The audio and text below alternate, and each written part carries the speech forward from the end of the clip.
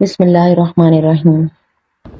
آج میں آپ سے ایک سوال کرتی ہوں کہ کیا ہم مسلمان ہیں؟ ہاں، ہم مسلمان ہیں الحمدللہ، مگر کیوں ہم اللہ پر توکل نہیں کرتے؟ کیوں ہم اللہ سے مدد نہیں مانگتے؟ کیوں ہم انسانوں کے پیچھے بھاگ رہے ہیں؟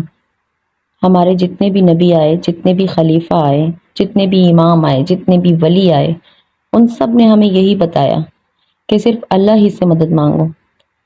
پھر بھی ہم اس افراتفری کی زندگی میں، جہاں کسی کے پاس کسی کے لیے ٹائم نہیں ہے، انسانوں ہی سے امید لگائے بیٹھے ہوتے ہیں۔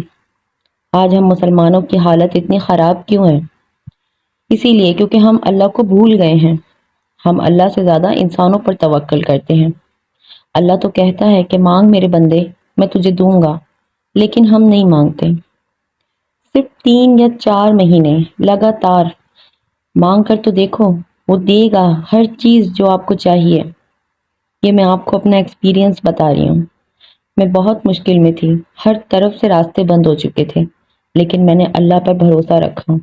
پھر اچانک ہی بند دروازے کیسے کھلے مجھے خود بھی سمجھ نہیں آئی، ایسے جیسے معجزہ ہو گیا۔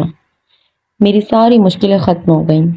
لیکن ان چند ماہ میں جب میں ہر نماز میں، تہجد میں اللہ سے رو رو کر فریاد کرتی تھی، تب کئی بار میرا صبر ٹوٹا، جیسے کچھ نہیں بدلنے والا، کوئی دعا قبول نہیں ہو رہی۔